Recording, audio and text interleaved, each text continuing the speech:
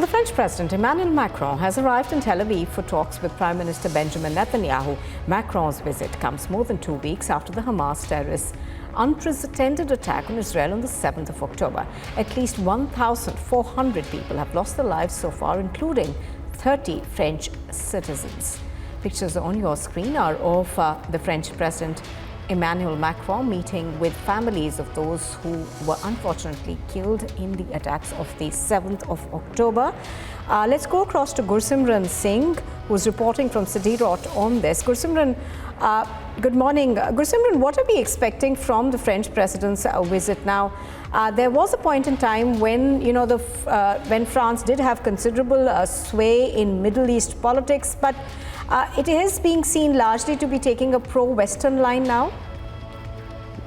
Yes, what it seems for now that Israel, when it comes to the situation that has emerged between the Israel side and the Hamas or the Gaza Strip, the major say lies with the West countries, especially the powers like the United States and the United Kingdom. The reason, what it possibly seems that it must be that they were first to step into the situation. It was the United States side that came to the side of the Israel, and they said that they stood by the Israel in their war against terror. But however, the shift in the stances have been taking place quite often, be it the backdoor diplomacy that is also taking place with the help of Qatar, or you name any of the countries that is helping in the negotiation with the Hamas side that has led to the release of 4 prisoners. Now coming to the visit of the French President Emmanuel Macron, this visit is significant, keeping in view the back-to-back top visits that are taking place, be it first we speak of the Joe Biden, or we speak of the UK Prime Minister Rishi Sunak, and then followed by is the French President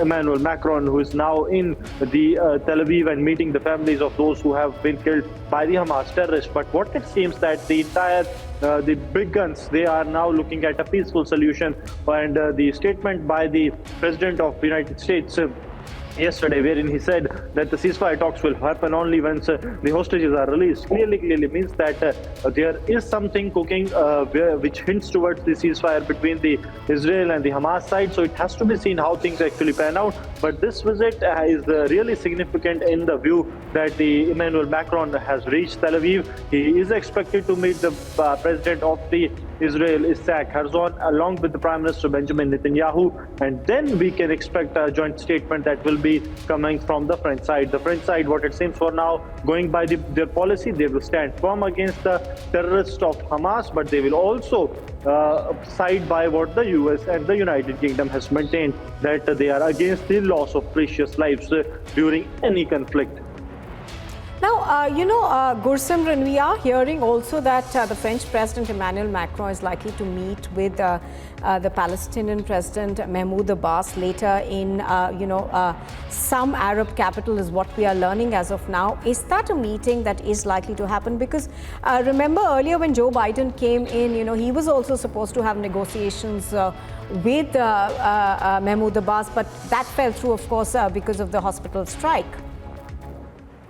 See, that is quite possible that the meeting will be the Palestinian authorities will be taking place, and these meetings, if it happens, if at all, because there is a dilemma that will it be happening or not, but what it seems that it will happen, and it will mainly focus on the de-escalation of the situation. See, from the 7th of October, we have only witnessed the escalation and nothing else. There has not been a single instance that we can make out that this is de-escalation. Even when the hostages were being released, then it was escalation taking place. But now, since 4 hostages have been released, and the Hamas, what it seems that they are also following what they have been asked to. By whom? That is something the back-channel diplomacy is all about.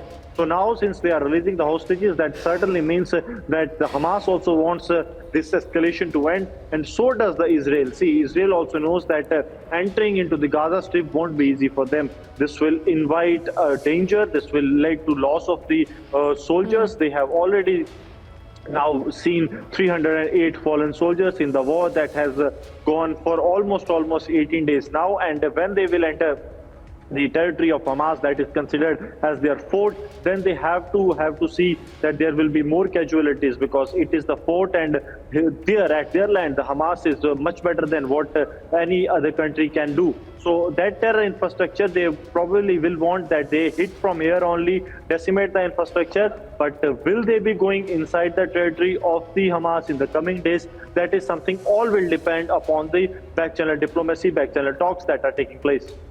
All right. Now, even as back-channel diplomacy continues, what are you learning about how Israel is looking to launch its assault, the ground one, if it does, and will it be more of a coordinated assault between the army, the naval forces, as well as the air force of the IDF? Is that something that they are currently at least training for?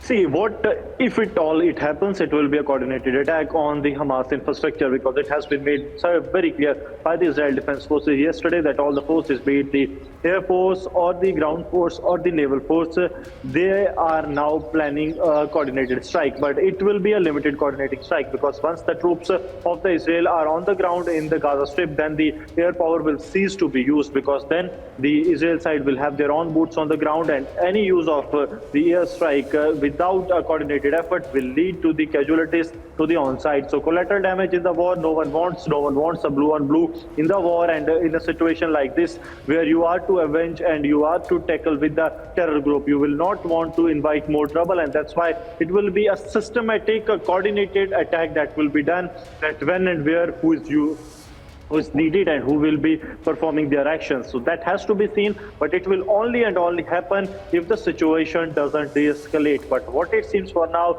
after the statement of the US President Joe Biden, that there is some hope that there will be some de-escalation that will be taking place. All right, and obviously at the heart of that de-escalation will probably be, the hostages, at least some of them being released. Thank you, Gursimran, for now. And Gursimran earlier spoke to the IDF spokesperson, Faye Goldstein.